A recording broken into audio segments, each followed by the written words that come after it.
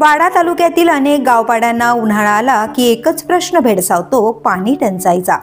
पंतप्रधानांच्या हर घर नल से जल या स्वप्नवत योजनेअंतर्गत लाखो रुपये खर्च करून पाणी पुरवठा योजना मंजूर झाल्या। काही ठिकाणी कामही सुरू झाली, पण पाणी मात्र अजूनही हंडाभर मिळत नाही। ज्या ठिकाणी नळ जोडण्या दिल्या त्या नळांमध्ये आता माती साचली, टाक्या उभ्या आहेत पण त्या रिकाम्याच। काही गावांमध्ये तर योजना सुरू होण्याआधीच अर्धवट थांबल्या। नागरिकांना टँकरच्या प्रतीक्षेत वेळ घालवावा लागतोय। तहान भागवण्यासाठी महिलांना आजही डोंगर उतरणं, विहिरीवर रांगेत उभं राहणं आणि घोटभर पाण्यासाठी झगडणं हीच दैनंदिनी बनली आहे। ओगदा, तुसे, पिंपळास, बालिवली आणि उमरोटे ग्रामपंचायतीतील सागमाळ, घोडसाखरे, चौरेपाडा, नदीचा पाडा आणि अनेक गावपाड्यांत पाण्याची परिस्थिती दिवसेंदिवस गंभीर बनते। वन विभागाकडे काही प्रस्ताव प्रलंबित आहेत म्हणून योजना पूर्ण झालेल्या नाहीत, असं अधिकाऱ्यांचं म्हणणं आहे।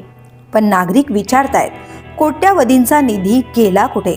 आणि जर पाण्याचं सुखच नशिबी नसेल तर त्या निधीचा उपयोग तरी काय? जलजीवन योजना ही कागदांवरच यशस्वी दिसते, पण जमिनीवर गावपाड्यांमध्ये ती ठिणगीही टाकत नाही। निसर्गाने दिलेल्या पाण्याचं व्यवस्थापन आपण केव्हा करणार आणि प्रशासनाचा हा निष्काळजी कारभार केव्हा थांबणार?